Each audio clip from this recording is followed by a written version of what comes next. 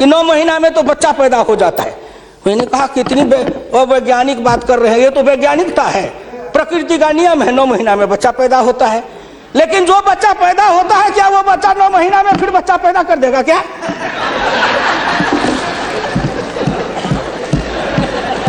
कितनी आप वैज्ञानिक बात बोल रहे हो। इस सरकार का 9 महीना हुआ, 10 महीना हुआ, सरकार पैदा हुई, अब क्या सोचते हो? आप क्या सोचते हो? ना कुछ मिले तो विरोधी में गए तो कुछ ना कुछ तो कहना है ना, नहीं तो दुनिया कैसे देखेगी कि विरोधी का काम कर रहे हैं।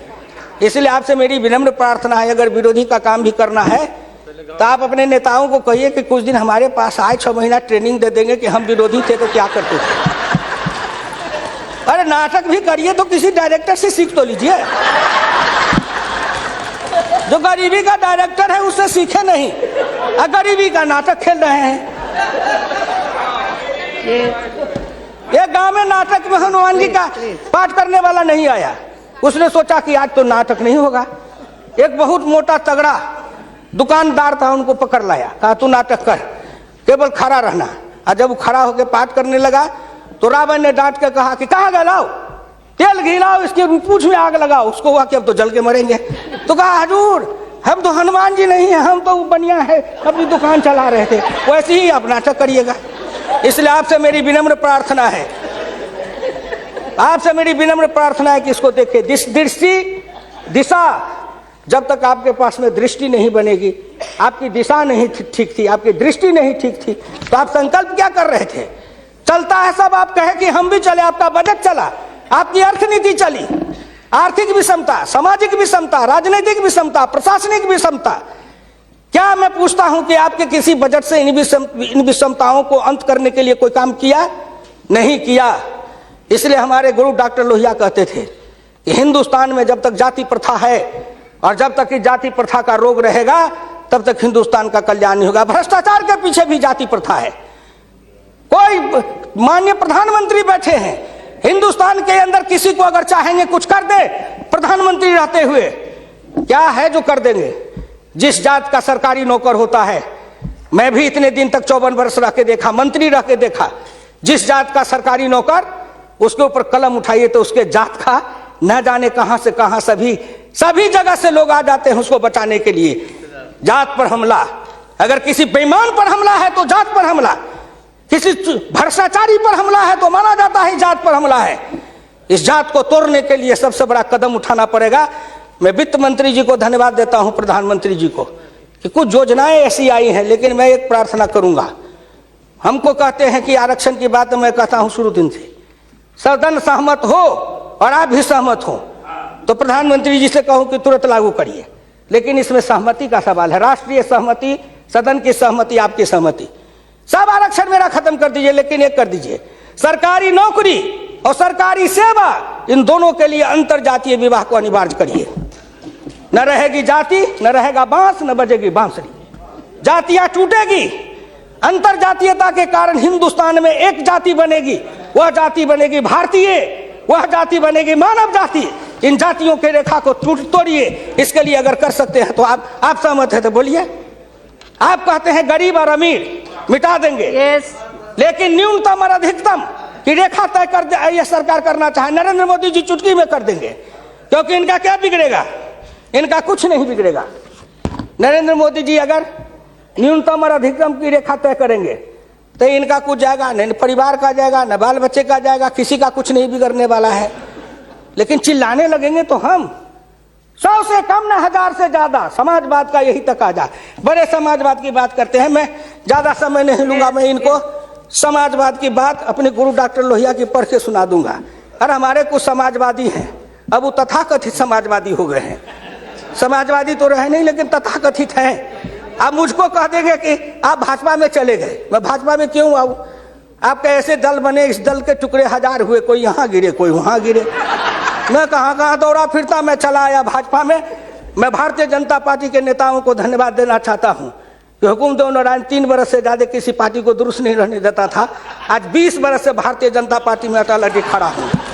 इस पार्टी में जब तक कोई ताकत नहीं है, अडवाणी जी में, अटल जी में, नरेंद्र मोदी जी में, इन सब लोगों में जब कोई गुण नहीं है, तो मेरे जैसे उदंड आदमी को 20 वर्ष तक अपने पिछड़े में रख लिया, कोई साधारण योग्यता है? इस बात को समझो।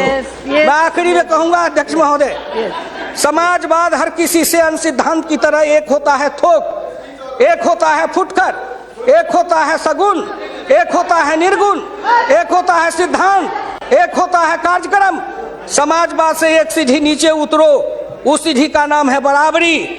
उस बराबरी से एक सीढ़ी नीचे उतरो। गौर करिएगा कौन कौन बराबरी?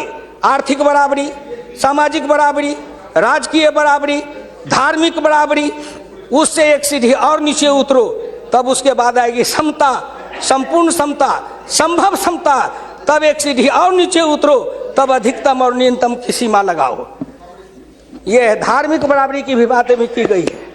अगर हम धार्मिक बराबरी पर जी समाप्त करेंगे, अगर धार्मिक बराबरी पर मुझे कहा जाए तो मैं कहने लगूं तो कितनी अपनी पीड़ा सुना दूंगा कि धार्मिक बराबरी इस देश में कैसी है। उसके संबंध में मैं ज्यादा समय नहीं लेकर के केवल आपके सामने मैं सुना देना चाहूंगा। समन्वय दो तरह का होता है, एक दास का समन्वय, एक स्वामी का समन्वय। मैं नहीं कहता, महान समाजवादी अर्थशास्त्री डॉक्टर लोहिया ने इसी सदन में 26 मार्च 66 को कहा था। गौर से शब्दों को सुनिए। समन्वय दो तरह का होता है, एक दास का समन्वय, एक स्वामी का समन्वय। पिछले 1000 बरस के इतिहास से हिंदुस्तान ने स्वामी का समन्वय नहीं सीखा, वह एक दास का समन्वय रहा है। मैं तो श्री नरेंद्र मोदी जी सरकार से कहूंगा कि 1000 साल से भारत दास भाव से सांस्कृतिक समन्वय में रहा है। अगर वो स्वामी भाव का समन्वय में भारत आना चाहता है तो क्या अपराध है? इसलिए उन्होंने कहा इस संबंध में मैं खाली परदेशियों को ही दोष नहीं देता, उनके सबब से जितने भी इतिहासकार हैं वे सभी जहर में बिल्कुल घुल जाते हैं। आज भारत के 2 इतिहास के स्कूल हैं, एक डॉक्टर ताराचंद, एक डॉक्टर मजुमदार, एक और है जो दोनों के दोनों इसी समन्वय धारा के हैं, विविधता धारा के हैं। भारत क्या है उसको भूलकर भारत के जो विभिन्न अंग है उनकी तरफ निगाह चली जाती है। क्या बात करते हैं साहब? तो इससे मेरी विनम्र प्रार्थना है सदन से, अध्यक्ष महोदय, मैं हाथ जोड़ के प्रार्थना करता हूं सदन से भी, और इस लोकसभा के चैनल को हिंदुस्तान के करोड़ों लोग देख रहे हैं। मैं उन गांव के गरीबों, किसानों, मजदूरों से कहता हूं, गांव गरीब, मजदूर, किसान, पिछड़ा, दलित और नौजवान, मिलके देश बनाओ, आओ देश बनाएंगे। और नरेंद्र मोदी के प्रधान रहते हुए एक बार नहीं, अगर हिंदुस्तान में आपने जितने दिन रहा, एक बार में तो थोड़ी सी रेखाएं बनाई जाएगी, दूसरे बार में मिट्टी डालेंगे, तीसरे बार में तब न पिचिंग करेंगे। तो हमको भी आपको इतना समय दिया, तो मैं गांव गरीब, किसान, मजदूर, पिछड़े, दलित, इन सब से हाथ जोड़ के प्रार्थना नौजवानों से करना चाहता हूं, आओ कदम में कदम मिलाओ, मिलके हिंदुस्तान को बनाओ, समता लाएंगे, आर्थिक समता, सामाजिक समता, राजनीतिक समता। अगर इन्होंने मुझको 12 रुपया महीना पर जीवन बीमा कर दिया तो बड़े लोगों का कलेजा फटने लगा कि 12 रुपया में सबको जीवन बीमा कर रहे हैं। खेत में काम करेंगे, बीमार पड़ेंगे, मरेंगे, तो हम जिम 1 रुपया, हाँ 12 रुपया साल, 12 रुपया साल, 1 रुपया महीना। तंबाकू का गुटखा भी खाते हैं तो 3 रुपया में मिलता है, उससे भी सस्ता जीवन बीमा इस सरकार ने दे दिया गरीबों को। करेजा तो इसलिए फट रहा है, करेजा में दर्द इसलिए है, इन्होंने जो और योजनाएं चलाई, गाय के पशुपालन के लिए, गाय के उत्थान के लिए योजना, इत्यादि इत्यादि कई योजना है, क्या गिनाऊं। हरि अनंत हरि कथन अनंत। मुद्रा बैंक बनाए, उसमें छोटे इकाई वाले को कर्जा देंगे, छोटी इकाई, वो छोटी इकाई का जो गांव वाला कर्जा खाएगा उसको किसको देंगे ये? इसलिए आपसे मेरी विनम्र प्रार्थना है कि 1 सेकंड में, 1 मिनट में इस बात को कह के खत्म करूंगा। राष्ट्रीय नमूना सर्वे के मुताबिक देश में 5.70 करोड़ उद्यमी हैं, इनमें 11 लाख करोड़ रुपए की पूंजी लगी हुई है, इनसे 12 करोड़ लोगों को रोजगार मिल रहा है। लेकिन इस क्षेत्र के उद्यमियों को पूंजी में कर्ज का हिस्सा केवल 4% है, जबकि अनुमान के अनुसार बीते 22 वर्षों में बड़े उद्योग में 50 से 60 लाख करोड़ रुपए की पूंजी लगी हुई है, इनसे मात्र 22 लाख लोगों को रोजगार उपलब्ध है। ये छोटे उद्योग, फरहई को, लोहार को, कुम्हार को, हजाम को, ये जो छोटे छोटे ये जाति छूटेगी इससे।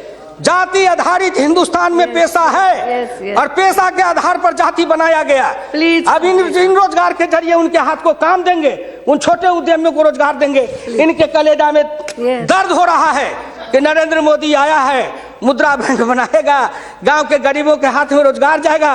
ये गरीब बनेंगे पहलवान, गरीब बनेंगे विद्वान, गरीब बनेंगे बुद्धिमान, गरीब के हाथ में दम ताकत आएगी तो आपके आगे शर्म गच्छामी नहीं होंगे, न फूड सिक्योरिटी खाएंगे, न मनरेगा खाएंगे। हम अपने पसीना और पुरुषार्थ से अपनी कमाई से इस देश को बनाएंगे। हम आपके भिखमंगा बन के जिए हैं, अब हम स्वाभिमान के साथ जिंदा रहना चाहते हैं। इसलिए मैं भारत के प्रधानमंत्री और वित्त मंत्री को धन्यवाद देता हूँ। बहुत बहुत धन्यवाद।